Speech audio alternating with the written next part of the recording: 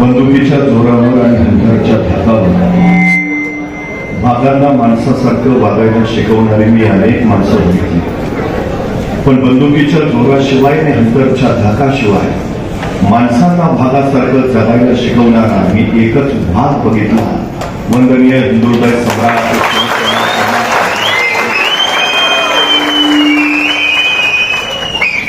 सगळं सुरळीत चालू असताना राज्यकारभार करणं वेगळं आणि संकटांची एकामागोमाग एक मालिका कोसळत असताना त्याचा धीरोदात्तपणे मुकाबला करत त्या संकटातून महाराष्ट्राला बाहेर काढणं वेगळं. कोरोनाच्या महाभयानक संकटामध्ये जे महाराष्ट्राचे कुटुंब प्रमुख झाले आणि 13 कोटी जनतेचा जीव त्यांनी अलवारपणे वाचवला, ते महाराष्ट्राचे माजी मुख्यमंत्री तथा शिवसेना पक्षप्रमुख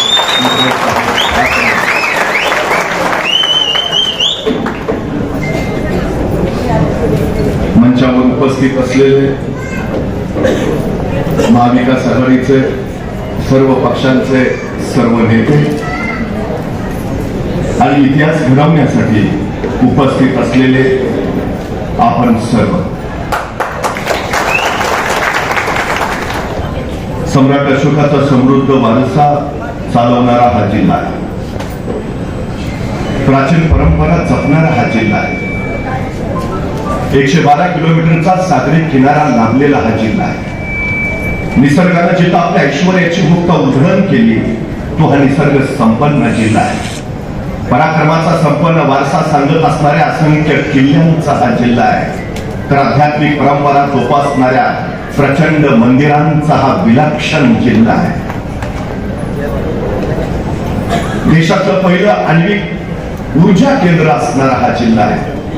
आशियातली सगळ्यात मोठी औद्योगिक वसाहत असणारा हा जिल्हा आहे. वारली चित्रकलेचा हा जिल्हा आहे. तारका नृत्याचा हा जिल्हा आहे.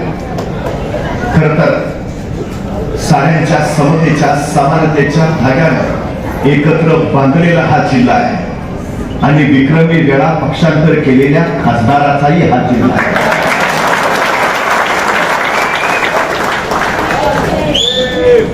पालघर जिल्ह्याच्या उज्ज्वल भविष्यासाठी 2024 ला निवडून येणाऱ्या भारत कन्या भारतीताई कांबळेंचा हा जिल्हा.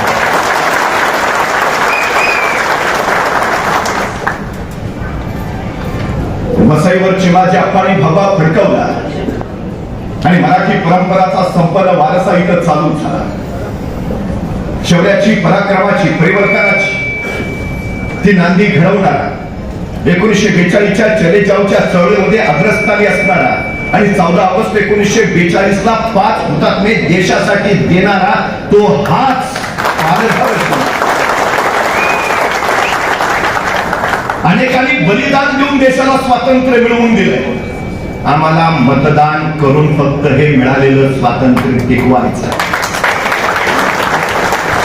ही दुसऱ्या स्वातंत्र्याची लढाई आहे. त्या दुसऱ्या स्वातंत्र्याचे आपण सैनिक आहोत. खर तर ज्या दिवशी डॉक्टर बाबासाहेब आंबेडकरांनी या देशाला राज्यघटना समर्पित केली, त्या दिवशी डॉक्टर बाबासाहेब आंबेडकर अत्यंत आनंदाने संसदेतून बाहेर आले. त्यांच्या चेहऱ्यावरचा तो आनंद आपण आचार्य कृपलानींनी त्यांना विचारलं, डॉक्टर साहेब आज प्रचंड आनंदी आहात? आणि डॉक्टर बाबासाहेब आंबेडकर म्हणाले, पूर्वी राजा राणीच्या पोटातून जन्माला येत होता, आता तो मतपेटीतून जन्माला येईल. या देशाची संपन्न लोकशाही आहे जिथं प्रत्येकाला समान मताचा अधिकार दिला जाईल. पण आचार्य कृपलानी म्हणाले, पण डॉक्टर साहेब आपल्या देशातली जनता अडाणी, अज्ञानी, त्यांची मतं विकतही घेतली जातील. डॉक्टर बाबासाहेब आंबेडकर म्हणाले, खरं आहे तूच, पण ज्या दिवशी इथल्या मतदारांना त्यांच्या मताची किंमत करेल त्या दिवशी इथले मतदारच इथले राजे असतील हे लक्षात असतील. काळ पुढे आला. जगातली सगळ्यात मोठी लोकशाही म्हणून या देशाच्या लोकशाहीचा गौरव झाला. पण नंतरच्या काळामध्ये मतपेट्या पळवल्या जाऊ लागल्या, नंतर आमदार पळवले जाऊ लागले, आता पक्षच पळवून घेत आहे. शिवसेना फोडली. सर्वसामान्य जनतेला प्रश्न पडला का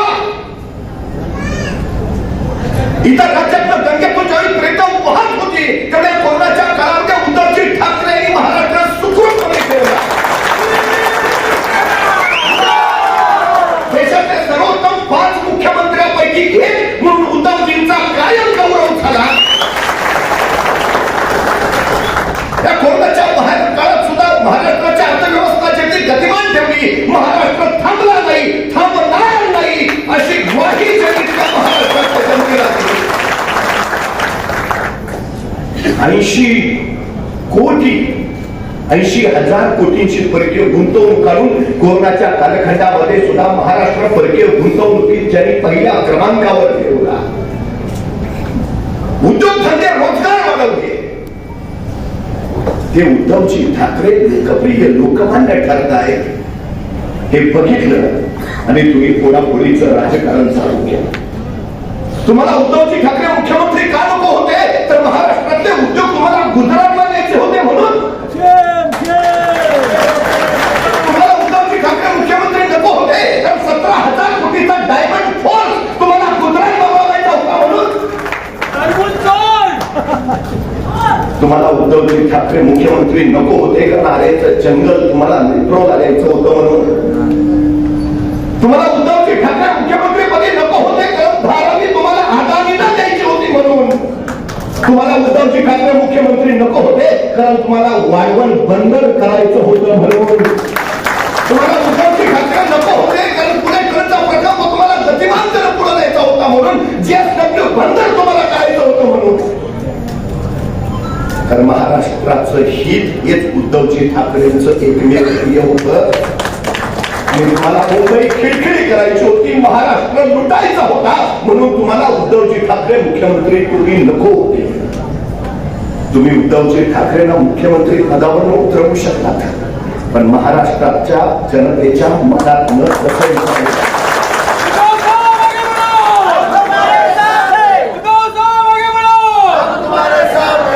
विकास हवाच आहे, प्रश्नच नाही, पण पालघर जिल्ह्यात होत असलेला विकास हा विनाशकारी विकास आहे. ही सगळ्यात मोठी वस्तू आहे. इथल्या सर्वसामान्य जनतेचा डायमंड बंदरला विरोध. भूमिपुत्रांच्या छताडावर विकासाच्या इमारती उभा राहणार असतील तर त्या सगळ्याचा उपयोग तरी काय. महाविकास आघाडी जनतेच्या त्या विकासासाठी कटिबद्ध. कारण तुम्ही काय काय सांगितले, वचन तुम्ही मोडलं, शब्द तुम्ही मोडला. वंदनीय बाळासाहेब ठाकरेंच्या खोलीमध्ये जो शब्द दिला होता तो तुम्ही मोडला. उद्धवजी ठाकरे आताही सांगताय, मी आई पुढचा भवानीची शपथ घेऊन सांगतो, हो हे ठरलंच होतं.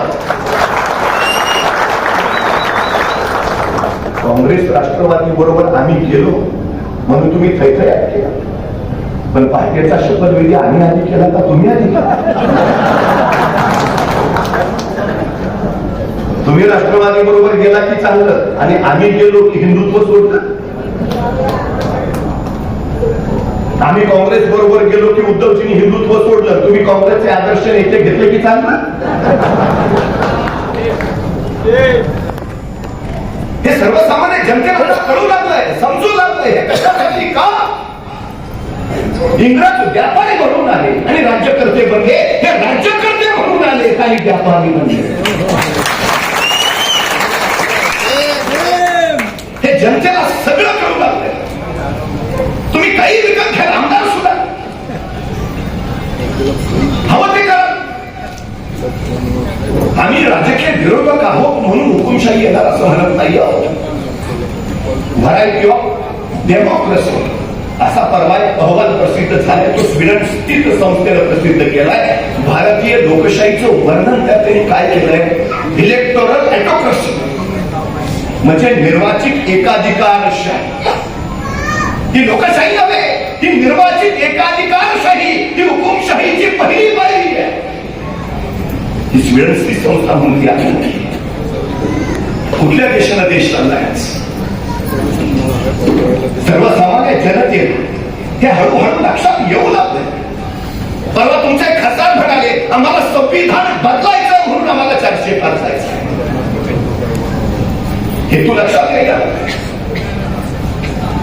हे कशासाठी? डॉक्टर बाबासाहेब आंबेडकरांना कदाचित हे सगळं आधीच उमरलं असावं म्हणून त्यांनी एका ठिकाणी लिहून ठेवलंय, भले जरी सगळे नेते विकले गेले तरी माझं संविधान सुरक्षित राहील.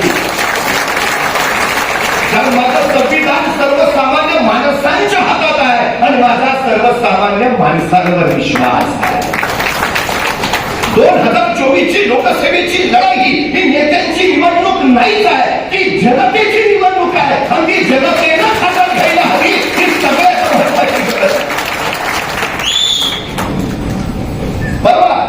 अर्थमंत्र्यांचे पती आणि ज्येष्ठ अर्थतज्ञ प्रभाकर असं म्हणाले, इलेक्ट्रॉन रोखे हा देशातला नव्हे जगातला सगळ्यात मोठा घोटाळा आहे. आता ही निवडणूक दोन आघाड्यांमधली लढाई नाही, ही भाजपा विरुद्ध भारतीय जनता अशी लढाई आहे. आणि जनतेला ती लढावीच लागेल. भविष्य उज्ज्वल करायचं असेल तर ती लढावीच लागेल, हे परकला प्रभाकर म्हणतात. परवा सुप्रीम कोर्टाच्या न्यायमूर्ती पी नागरत्न यांनी एक विधान केलं, नोटाबंदी हा काळा पैसा पांढरा करायचा मार्ग होता. 98% नोटा परत आल्या, मग काळा पैसा गेला कुठं? तुम्ही गॅरंटी दिली, काळा पैसा परत आला कुठे आहे? रोज 600 कोटीच्या जाहिराती चालल्या सगळ्या चॅनेलवर. Guarantee guarantee guarantee. पण तुमच्या गॅरंटीच्या वॉरंटीचं काय? 15 लाख रुपये तुम्ही खात्यावर जमा करणार होता, काय झालं त्या गॅरंटीचं? 2 कोटी रोजगार देणार होता, काय झालं त्या गॅरंटीचं? तुम्ही शेतकऱ्यांच्या आत्महत्या थांबवणार होता, काय झालं त्या गॅरंटीचं? तुम्ही शेतकऱ्यांना हमी भाव देणार होता, काय झालं त्या गॅरंटीचं? तुम्ही शेतकऱ्यांचं उत्पन्न दुप्पट करणार होता, काय झालं त्या गॅरंटीचं?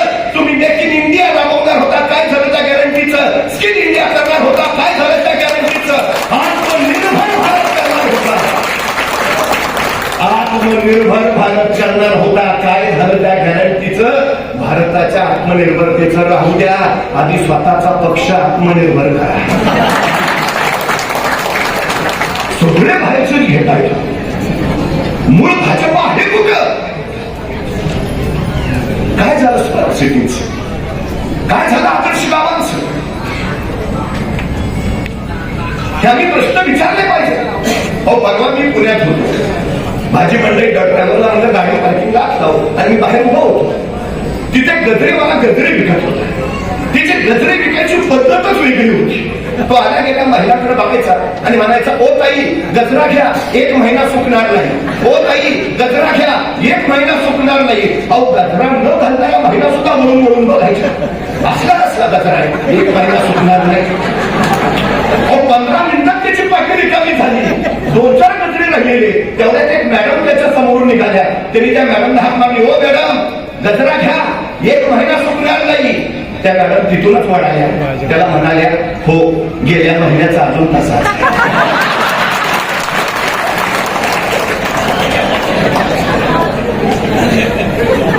या निवडणुकीला हे परत येतील. 15 लाख तुमच्या खात्यावर जमा करतो, सरळ सांगून टाका, गेल्या वेळेचे अजून तसे.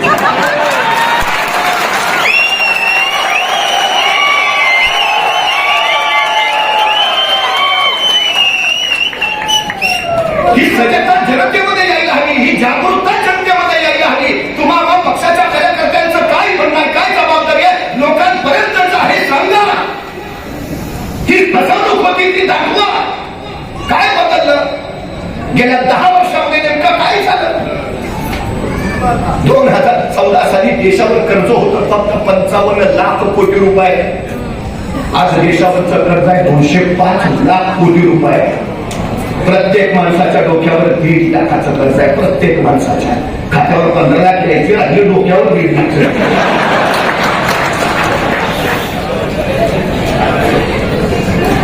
जीएसटी मुळे या देशाचं उत्पन्न 54 झालंय. 1.78 लाख कोटी रुपये या मार्च महिन्यात जमा झाले. म्हणजे उत्पन्न 54 होतं. 205 लाख कोटीचं कर्ज तुम्ही घेता, मग विकास कुठे आहे? तो कुठे दिसायचं ना? गेलाय कुठे नेमका?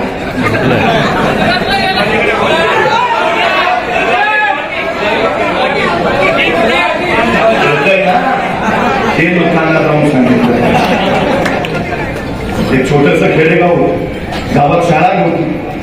त्या आईला 2 मुलं, विकासानी योजना. त्याकडे मुलीला शिकवायची पद्धतच नव्हती. आईनं शेजारच्या गावाच्या शाळेत विकासला टाकलं. म्हणजे उगाच येण्या जाण्यात वेळ घालवू नको, शाळेच्या गावातच राहा, इथंच अभ्यास कर, जेवणाची काळजी करू नको, रोज डबा घेते. मग विकास शाळेच्या गावातच राहिला. इकडे आईवर सकाळी लवकर उठायची, विकासासाठी चांगल्या चुंगल्याचा डबा तयार करायची, चांगल्या चुंगल्याचा डबा योजनेच्या हातात द्यायची आणि सांगायची जा विकास विकासला नेऊन दे. मग योजना तो डावा घ्यायची आणि चालत चालत चालत विकासच्या शाळेच्या गावाकडे पोहोचायची. पण अर्ध्या वाटेत गेली की चालून चालून योजनेलाच भूक लागायची आणि मग विकाससाठी दिलेल्या डबा ते अर्ध्याचाच उघडायचे. त्यातलं चांगलं चांगलं सगळं खाऊन घ्यायची आणि राहिलेला उरलेला डबा विकासला नेऊन द्यायची. आईला वाटलं आता वर्षभर आपण विकासला एवढं चांगलं चांगलं खाऊ घालतोय, विकास कसा आता जाणून झालेला असला पाहिजे. वर्षाच्या शेवटी विकास घरी आला. विकास होता तेवढाच, योजना मात्र मधल्यामध्ये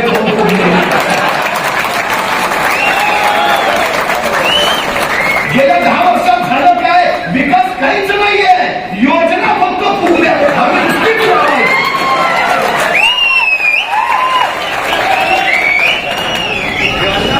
अहो 64 रुपये पेट्रोल होतं 2014.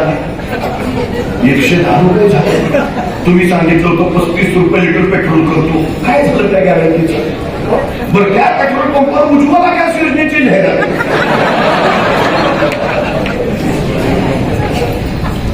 परवा आमच्या शेजारच्या माऊली होत्या, त्या म्हटल्या पूर्वी माझे पाय खूप दुखायचे, चालताना मला प्रचंड वेदना व्हायच्या, कोणता रस्ता भयान त्रास व्हायचा.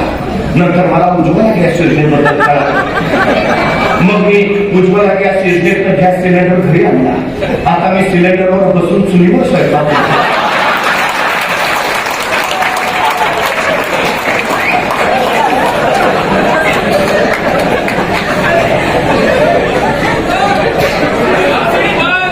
आता मात्र गुडघे दुखत नाही आणि मला सिलेंडर परवडतच नाही.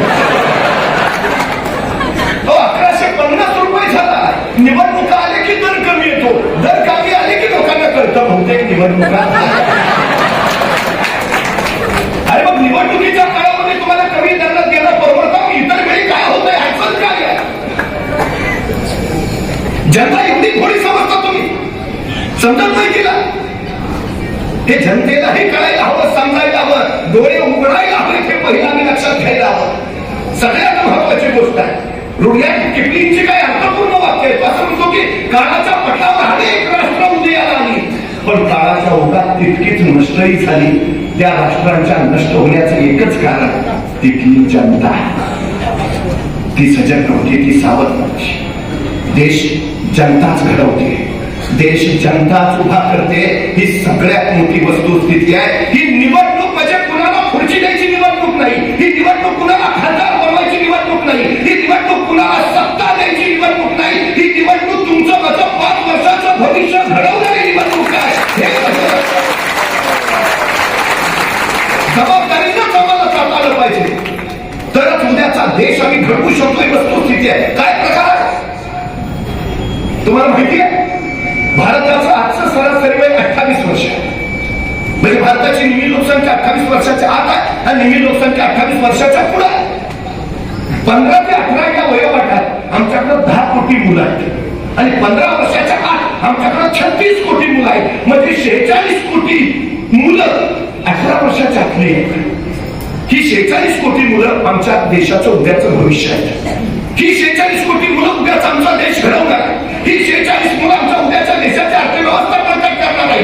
मग ही 46 कोटी मुलं शिक्षित व्हायला हवी आहेत. ही 46 कोटी मुलं कुशल व्हायला हवी आहेत.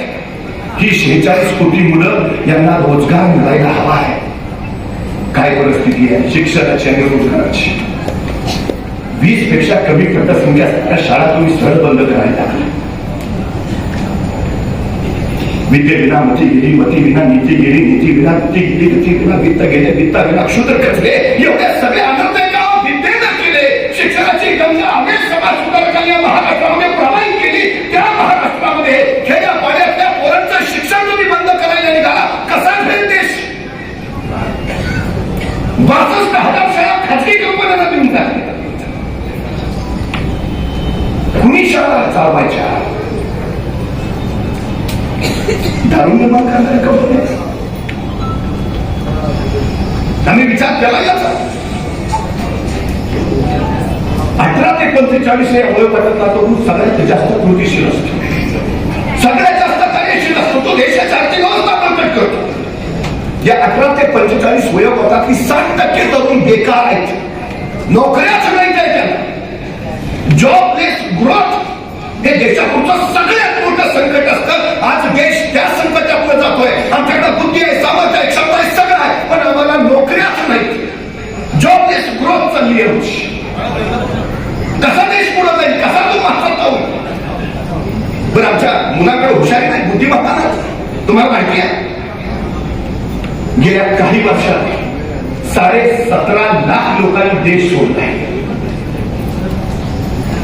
17,50,000 लोकांनी देश सोडलाय. 2022 साली 2.25 लाख तरुणांनी देश सोडला आणि या 2023 साली 1 लाख लोकांनी देश सोडलाय. त्याची 2.5% लोक ज्यांची संपत्ती 500 कोटीच्या पुढे आहे असे आहेत, जे इथं उद्योग निर्माण करू शकत होते, इथल्या तरुणांना नोकऱ्या देऊ शकत होते, गेले देश सोडून.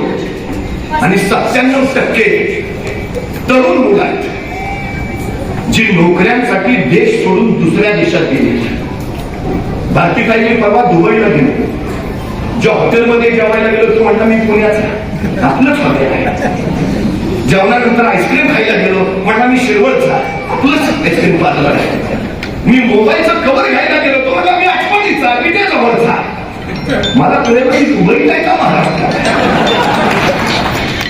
सगळी आपलीच आहे, तिथं ती इथं का नाही. इथं संधी नाही, इथं नोकऱ्या नाही, इथं रोजगार नाही, हे परक्या देशात केले. आज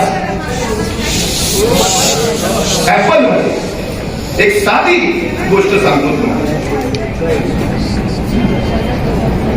ऍपल मध्ये 34% भारतीय मुलं आहेत. मायक्रोसॉफ्ट मध्ये 32% भारतीय मुलं आहेत. IBM मध्ये 28% भारतीय मुलं आहेत. इंटेल मध्ये 17% भारतीय मुलं आहेत. आणि अमेरिकेच्या अंतराळ संशोधन केंद्रात म्हणजे नासा मध्ये 36% भारतीय मुलं आहेत. म्हणजे आमच्या मुलांची बुद्धी संपदा आपल्या देशासाठी खर्च पडायच्या ऐवजी ती इतर देशांची अर्थव्यवस्था मजबूत करण्यासाठी खर्च पडते. आमचा देश महासत्ता होईल कसा? देशाला महासत्ता करायचा असेल तर 2024ला भाजपचा पराभव झाला. त्याशिवाय देश महासत्ता होऊ शकत नाही. परवा रघुराम राजन असं म्हणाले की 2047 साली हे देश महासत्ता होणार म्हणताय. दिवस जात नाही, कशाच्या बळावर होणार? तुमच्याकडे शिक्षण व्यवस्था नाही, तुमच्याकडे कुशल मनुष्यबळ नाही, सामान्य माणसाचं जगणं महाग होत चाललंय. कसा देश महासत्ता होईल? तुमचं माझं देशावर प्रेम आहे, निष्ठा आहे. देशाला महासत्ता बनवायचा आहे ना, तुम्हाला भाजपला पराभूत करावंच आहे. सगळ्यात ही लढाई वेगळ्या पद्धतीची. नारा दिला जातो बेटी बचाओ बेटी पढाओ. तुम्हाला माहिती आहे, पहिलीच्या इयत्तेत प्रवेश घेणाऱ्या मुलींची संख्या होती 1,03,54,770. त्यापैकी 12वी किती जणी पोचल्या? 20 लाख. म्हणजे पहिले ते 12वी या मधल्या टप्प्यात किती मुलींची गळती झाली? 83 लाख. पहिलीपासून 12वी पर्यंत 83 लाख मुली बाहेर पडल्या शिक्षणाच्या प्रवाहातनं. काय सांगता बेटी बचाओ बेटी पढाओ? 83 लाख. महाराष्ट्रात बियरच्या विक्रीत घट झाली म्हणून सरकारनं अभ्यासगट नेमलाय. विक्री कशी वाढवावी? पण 83 लाख मुली शिक्षणाच्या प्रवाहातनं बाहेर पडल्या, त्या गळतीसाठी एखादा अभ्यासगट नेमावा असं यांना अजिबात वाटलेलं नाही. ही सगळ्यात मोठी गोष्ट आहे. मेरा देश मेरा परिवार म्हणता ना तुम्ही, मग मणिपूर त्यात येत नाही. बेटी बचाव सांगता, मणिपूरमध्ये व्यवस्थित महिलांची धिंड काढली, त्यावेळी का नाही गेला तुम्ही? रामराज्याकडे जातो जातो असं वाटत असताना आणि रोमराज्याकडे जातो हो की काय अशी भीती वाटायला लागली आम्हाला. 4.5 लाख महिला गायब झाल्या. 2021 सालाचा अहवाल आहे. 90,113 मुली त्यातल्या 18 वर्षाच्या आखली आहेत गायब. बेटी बचाओ बेटी पढाओ ही वस्तुस्थिती आहे. कुठल्या दिशेला चाललो? ज्या राज्यानं देशाला दिशा दिली ते राज्य कुठल्या दिशेला चालले? ती दिशा देण्याची जबाबदारी आमची आहे. योग्य दिशेला महाराष्ट्राला राष्ट्राला न्यायची जबाबदारी आमची आहे. 350 वर्षापूर्वी छत्रपती शिवाजी महाराजांनी याच मातीमध्ये स्वराज्य उभारलं.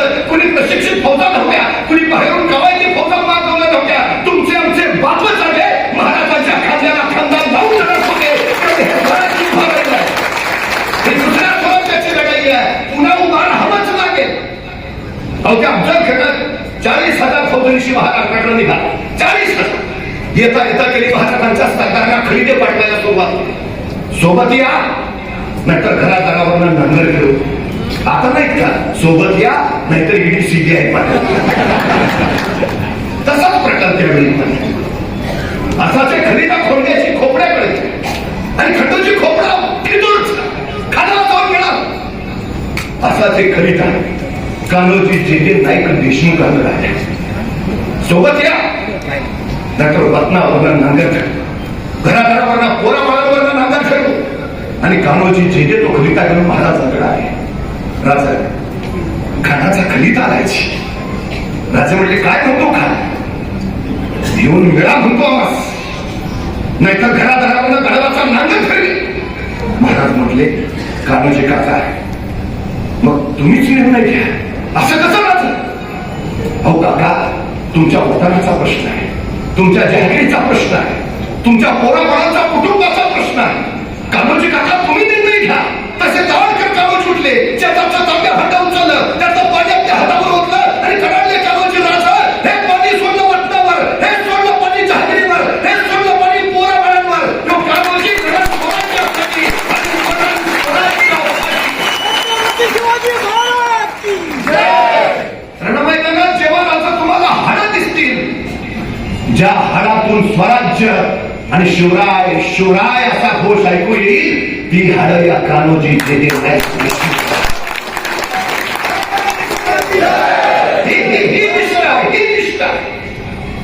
ही लोकसभेची निवडणूक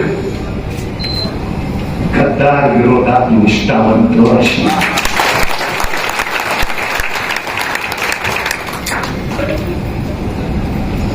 आम्हाला ही लढाई जिंकायची आणि विजय निष्ठावंतांचाच होतो. स्वार्थानं फितुरीनं गद्दारीनं राज्य कोसळतात आणि निष्ठेनं राज्य उभा राहतात. भारतीताईच्या निष्ठेनं उभा राहिल्यात. ही निवड पक्षावरची नाही, ही महाराष्ट्रावरची, ही राष्ट्रावरची निष्ठा आहे. या निष्ठेतनंच राज्याने राष्ट्राकडे ती निष्ठा घेऊन आम्हाला पुढे जाता आलं पाहिजे. ती निष्ठा घेऊन आम्हाला पुढे जाता आलं पाहिजे.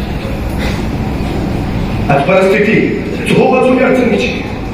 रोज 10 ते 12 शेतकरी आत्महत्या करतायत महाराष्ट्रात. रोज. त्याच्या जगण्याचा अर्थ काय, आधार काय, जगाचा पोशिंदा. कोरोनाच्या काळामध्ये जग जगवलं ते त्या शेतकरी. 2014 साली 540 रुपयाला DAPचं पोतं मिळत होतं. आज त्याची किंमत 1650 रुपये झाली.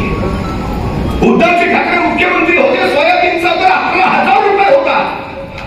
आज सोयाबीनचा दर किती आहे माहितीये? 4,500. का सोयाबीनचा दर पडला माहितीये? 1,38,000 कोटीचं खाद्यतेल परदेशात आयात केलं गेली आणि सोयाबीनचे दर पडले 165 लाख टन तेल आयात केलं. कसं सोयाबीन आता वापरलं घेतलं जात? संपला शेतकरी. एका शेतकऱ्याचं सोयाबीन म्हणून तुम्ही 1.5 लाखाचं नुकसान केलं. आणि किसान सन्मान निधी म्हणून घेता किती? 2,000. आणि मागितलीत कुणी? तो शेतकरी काय सांगतो? मला फक्त कष्टाचं दाम द्या, माझ्या पिकाला फक्त आम्ही भाव द्या, बस दुसरं काही. 80 कोटी जनता रेशनच्या धान्यावर जगते. ही लाज वाटणारी गोष्ट आहे आणि ही अभिमानाने जाहिराती करतात. आम्ही 80 कोटी जनतेला रेशनचं धान्य पुरवतो. काय प्रकार आहे? दिवाळी सारखा सण 100 रुपयाच्या आनंद शिधावर जनतेला साजरा करावा लागतो. इतकी जनता गर्दीत गेलीये. अभिमान नसलेला हा विकास आहे. जगणं महाग करून टाकलं सगळं. सगळ्यात मोठी अडचण आहे ती आहे. सगळ्यात कुठला घटक सुखी आहे? सगळ्यात मोठी शोध ती कामची. कधीतरी या सगळ्या गोष्टींचा विचार करायला हवा. बदल कुणी बाहेरून करायला येत नाही, तो आपल्यालाच करावा लागतो आणि आपल्यालाच त्यासाठी उभा राहावं लागतं. ही सगळ्यात मोठी गोष्ट. आता काय सांगायचं चाललंय? 12 तास अभ्यास करणारा पिंटू इतिहासात नापास झाला. वडिलांना आश्चर्यच वाटलं. पूर्ण 12 तास अभ्यास करतोय आणि इतिहासात नापास. वडील सरळ शाळेत गेले. टीचरना म्हणजे आमच्या पिंटूचा इतिहासाचा पेपर दाखवा. शिक्षकांनी ठेवला पुढं. वडिलांनी पहिला प्रश्न वाचला. देशाला स्वातंत्र्य कधी मिळाले? पिंटूला लिहिलं होतं 2014. देशात रेल्वे कधी सुरू झाली? पिंटूला उत्तर लिहिलं 2014. देशात औद्योगिक क्रांती कधी सुरू झाली? पिंटूला लिहिलं होतं 2014. वडिलांना काही कळेना, घरी आले, पिंटूला असा झोडपला. काय उत्तर लिहिलीस? देशाला स्वातंत्र्य कधी मिळाले? 2014. रेल्वे कधी सुरू झाली? 2014. औद्योगिक क्रांती कधी? 2014. काय लिहिलीस? जसा पिंटू म्हटला, बाबा तुम्हीच तर सारखं सारखं म्हणत असता 70 वर्षात या देशात काही झालं नाही.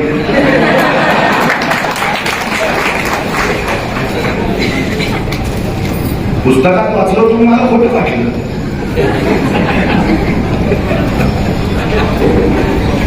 का उभा राहिला पाहिजे माहितीये?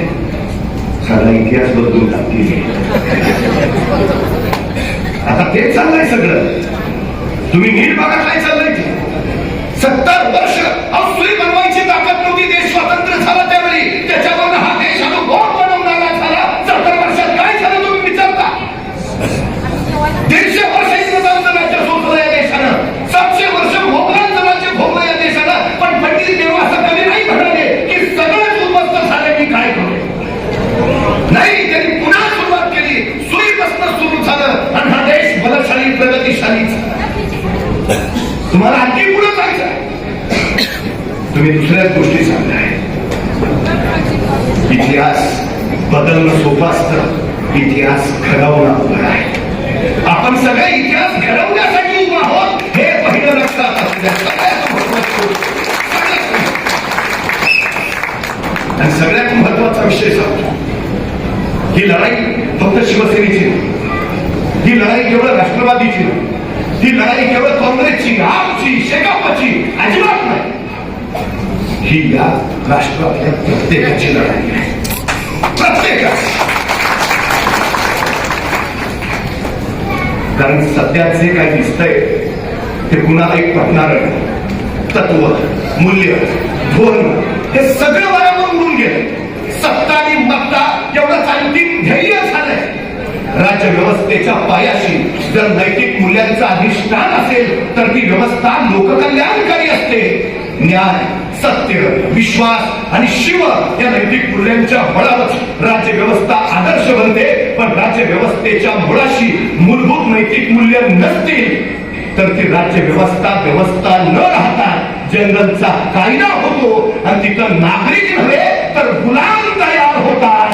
आम्हाला गुलाम बनायचं नाही. आम्हाला परत गुलामी पत्करायची नाही. म्हणून ही देशाच्या स्वातंत्र्याची दुसरी लढाई आहे, हे पहिलं लक्षात असू द्या. पहिलं डोळे उघडायला सांगितलं. यावेळी जर डोळे नाही उघडले आणि 2024ला जर पुन्हा भाजप आली तर 2029ला या देशात निवडणुका होणार नाहीत, हे पहिलं लक्षात असू द्या. लक्षात असू द्या. उघडायलाच हवे डोळे. एका शेतकऱ्याच्या घरी एका मांजरीनं 4 पिलांना जन्म दिला आणि पिलं जन्माला आल्याबरोबर अच्छे दिन ओरडायला. त्या शेतकऱ्याला आश्चर्य वाटलं. पिलं जन्माला आली आणि अच्छे दिन चर्चा गावभर झाली. माणसं लगेच पटापटा पळत सुटली. असली कसली पिलाई जन्माला आली, अच्छे दिन म्हणायला लागली. त्या जिल्ह्यातल्या नेत्यालाही कळलं शेतकऱ्याच्या घरी मांजरीनं 4 पिलांना जन्म दिला आणि पिलं जन्माला आल्याबरोबर अच्छे दिन म्हणताय. तोही नेता आला. मग म्हटलं नाही येणार अच्छे दिन, आणणारच आम्ही, समानच नाही. आला मंत्रीची पिल्लं बघायला आणि ज्यावेळी तो नेता पिल्लांजवळ पोचला, पिल्लं म्हणत होती खराब दिन, खराब दिन, बुरे दिन. तो नेता भयानक सांगता काय रे, मला तर सांगितलं पिल्लं अच्छे दिन म्हणताय, इथं आलो तरी खराब दिन बुरे दिन चालले, काय चाललंय? तसा शेतकरी म्हटला, साहेब ती जन्माला आली त्यावेळी अच्छे दिनच म्हणत होती, पण त्यावेळी त्यांचे डोळे उघडलेले नव्हते.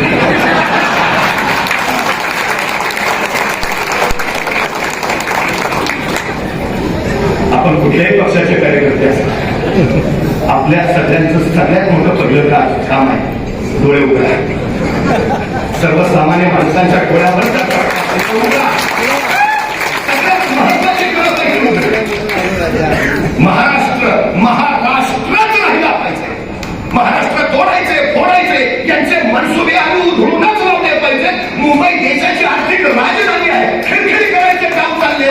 अजिबात ते सगळे काढले पाहिजे. एक गोष्ट काय लक्षात ठेवा, सेनापती बापट असं म्हणाले होते, महाराष्ट्र मेला तर राष्ट्र मेले, मराठा विना राष्ट्र गाडात चाले, खरा वीर वैरी पराधीनतेचा महाराष्ट्र आधार या भारताचा. महाराष्ट्रात राष्ट्र घडवतो, राष्ट्र सांभाळतो, हे सगळ्यात पहिलं आपण लक्षात घ्यायला हवं. आणि हेच त्यांना नको आहे. म्हणून तरी सगळी फोडाफोडी तोडी काय जे चाललंय ना ते त्यासाठी महाराष्ट्रानं सजग आणि सावध राहिलाच हवं. एक गोष्ट लक्षात ठेवा, 150 वर्ष इंग्रजांनी इथं राज्य केलं. त्यांच्याकडे मोगलांचं साम्राज्य होतं, पण इंग्रजांनी असं नाही लिहून ठेवलं की आम्ही मोगलांकडनं हिंदुस्थान जिंकून घेतला. इंग्रजांनी असं नाही लिहिलं आम्ही गुजरात्यांकडनं हिंदुस्थान जिंकून घेतला. इंग्रजांनी लिहून ठेवलं आम्ही मराठ्यांकडनं हिंदुस्थान जिंकून घेतला. राष्ट्राचं रक्षण करणं हा महाराष्ट्र धर्म आहे. आणि शिवाय प्रभूंनी आम्हाला तो महाराष्ट्र धर्म दिला. राष्ट्राचं रक्षण करणं, राष्ट्र पुन्हा उभा करणं हा महाराष्ट्र धर्म घेऊन आम्हाला पुढे चालायचा आहे, हे लक्षात घ्या. आणखी काही प्रकार चालले. पूर्वी एक शोध लागला, दगडावर दगड घासला की ठिणग्या उडतात आणि मग आगीचा शोध. आता यांना नवीन शोध लागलाय, जातीवर जात घासली, धर्मावर धर्म घासला की ठिणग्या उडतात, आग पेटते आणि मग त्या आगीवर आपल्याला सत्तेच्या पोळ्या वाजता येतात. बंद करायला हवं, बंद करायला. रवींद्रनाथ टागोर एका ठिकाणी असं म्हणाले की हा देश मुळातच नाना पंथ विविध जाती आणि अनेक धर्मांचा. या सगळ्यांना एकत्र आणणं कठीण. ते एकत्र आले तर त्यांच्यात एकत्व निर्माण करणं कठीण. आणि एकत्व जरी निर्माण झालं तर त्यांच्यात राष्ट्रीयत्व निर्माण करणं महाकठीण. पण हे अत्यंत महाकठीण कार्य छत्रपती शिवाजी महाराजांनी स्वराज्याच्या रूपानं या महाराष्ट्रात करून दाखवलं. आम्हाला ते करायचं.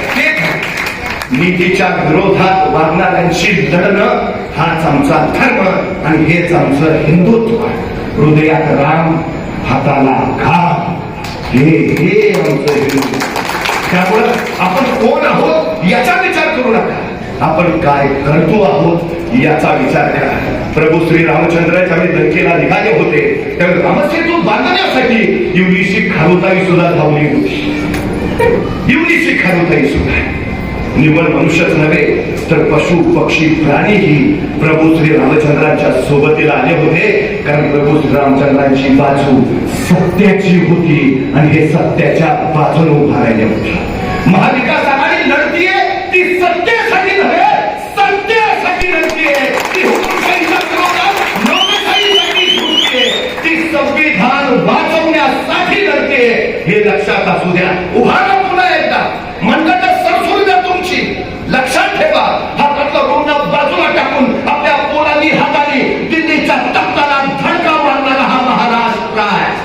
चिनाबच्या पल्यात जाऊन अफगाणीच्या पोरांच्या नांग्या फेकणाऱ्या हाच तो महाराष्ट्र आहे. मृत्यूच्या करांताळे बचेंगे तो और भी लढेंगे असं म्हणत थैमान घालणारा हाच तो महाराष्ट्र आहे. लढेंगे, लढेंगे है, फुटकर मारेंगे असं कडाडणारा तो हाच महाराष्ट्र आहे. एक लक्षात असू द्या, वाघ आणि महाराष्ट्र उगा कुणाच्या वाट्याला जात नाही. वाघ आणि महाराष्ट्र उगा कुणाच्या वाट्याला जात नाही. पण नीट दिवसलं तर फाडल्याशिवाय आणि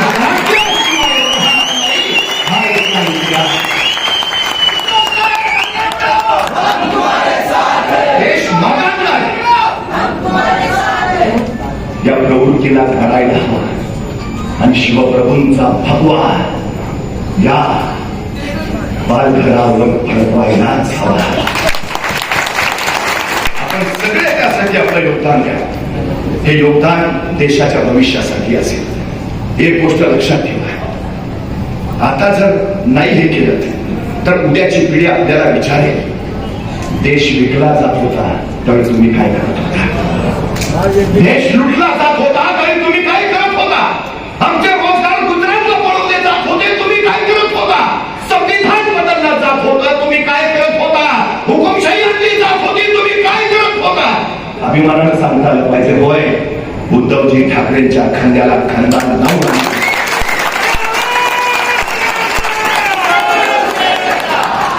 ही लढाई जिंकणारच आहोत. भारतीबाई कांबळे विजयाचा ध्वज फडकावणारच आहे. 30 दिवस एवढे दिवस मतदानापर्यंतचे दिवस फक्त देशाच्या भविष्यासाठी द्या. सगळं बाजूला ठेवा. काही जो महिनाभर आपल्या हातात आहे, देशाच्या भविष्यासाठी महाराष्ट्राचं महाराष्ट्र आबादी राखण्यासाठी बस विजय आपलाच आहे.